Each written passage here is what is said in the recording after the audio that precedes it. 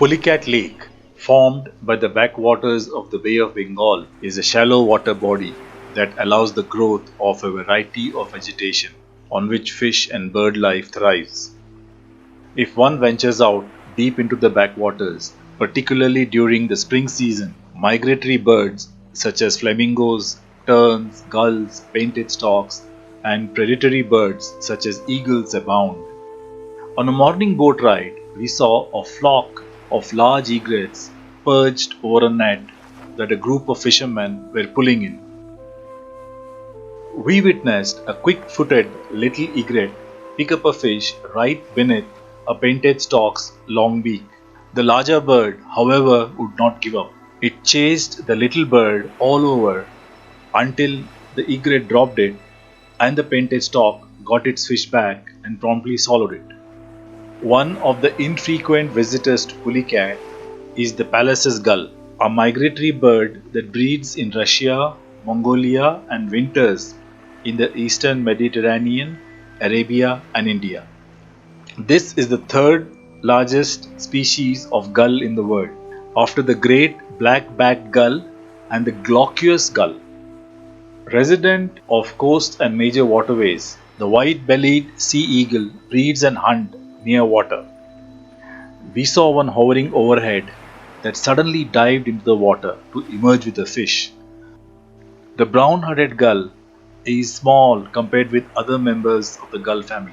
It breeds in the high plateaus of Central Asia and heads south during winter to large water bodies of the Indian subcontinent.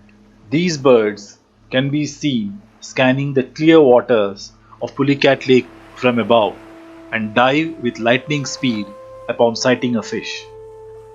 The star attractions of Pulicat are most certainly the flamingos. These large and graceful birds usually arrive in early February and stay till March or April. They feed on algae and crustaceans found in the shallow water. It is fun to see them walk in single file, forage for food, and then gracefully take off.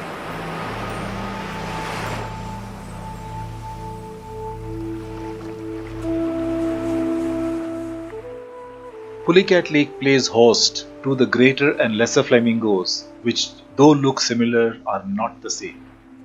The greater flamingo is the tallest of the species of flamingos, standing at up to 4.7 feet with a weight of about 3.5 kilograms.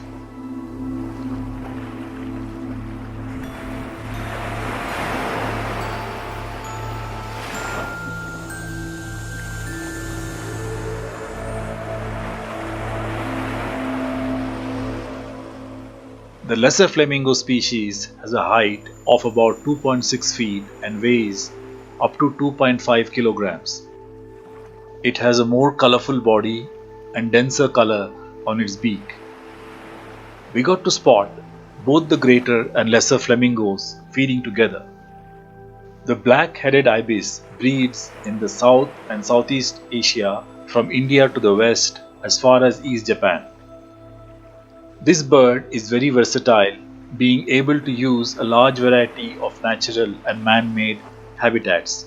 Fish and crustaceans in the shallow water attracted to Pulicat Lake. The Eurasian Oystercatchers are frequently seen near sandbanks in Pulicat Lake. They feed on mussels when they open their shells to feed themselves. The oystercatcher penetrates the shells this way to get to the fleshy insides. In Pulicat, it can be seen in small flocks with keen eyes looking out for prey. Pulicat hosts the greater tern, the lesser tern, and the Caspian tern. The terns wander across seashores and lakes. They feed on tiny fish and breed in the sandy banks in large lakes. Huge flocks converge on small sandbanks with individuals jostling for space in Pulicat Lake. The curlew exists as a migratory species over most of its range, wintering in Africa, southern Europe, and South Asia. It feeds on tiny crustaceans by dipping its curved beak in the sand. It is a sight to see these birds with curved beaks trying to break open small shells. The Pacific golden plover. It is believed that the golden plover flocks when rain was imminent. It is a winter migrant in Pulicat and we saw a pair of them, though there was no sign of rain overhead. These are among the least sighted of all migratory birds in Pulicat Lake. The osprey is a resident bird of Pulicat. It can often be seen perched on wooden poles pitched in the sand. Belonging to the raptor family, the bird is adapted to catching fish. Red ghost crab. We saw a couple of red objects in the sand which we initially mistook for seashells. They quickly twittered into their burrow and peered up again with their white eyes pointing upwards. Moving closer, we were struck by their crimson-red exoskeletons and the distinctive white vertical eyes that rose half an inch from their shells. These crabs surface during low tides. They are extremely agile and run to their burrows at the slightest sense of danger. We observed that even the rowing motion of the boat, about 10 to 15 meters away, would trigger panic among them.